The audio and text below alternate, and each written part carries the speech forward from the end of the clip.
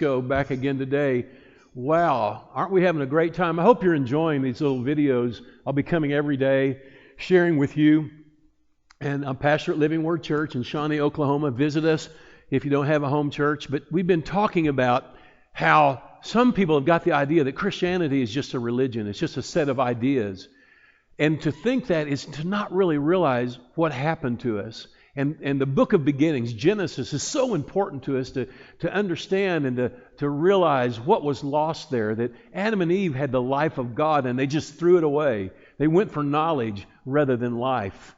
And that's what a lot of people do in religion. They're just going for knowledge. Just get a lot of good ideas, 5 easy steps to be better, rather than loving God and having His life, having His power, having His glory. And that's what Jesus came to restore. We see it all through the Bible. The first thing that God did is shed blood to bring and some aspect of His presence to them.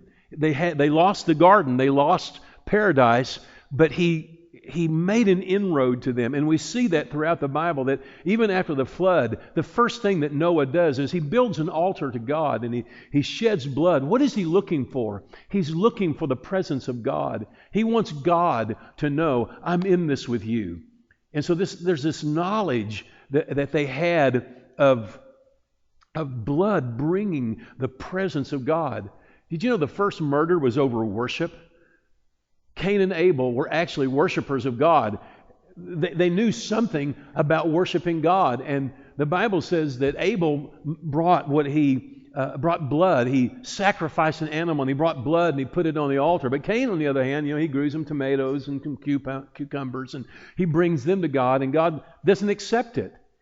Because Cain doesn't realize what is at stake here. He feels like that he can just worship any old way, bring whatever he wants. But Abel understood that the chasm that was made between God and man was so wide that there wasn't anything that could shorten that except something that was so precious. The most precious thing in the world was blood. And so he brought the blood because he wanted God's presence. And you know what happened?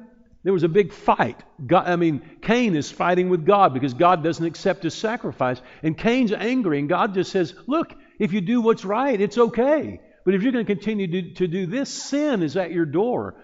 And so rather than repenting, what does Cain do? He goes out and kills Abel. He doesn't get it. He doesn't understand that what God was looking for was blood, not because of any other reason than for us to understand how powerfully sin separated us from God, and only blood could bring His presence. Now you can begin to understand a little bit that Jesus is going to shed His blood and His presence is going to come back on us again. God bless you. We'll see you tomorrow.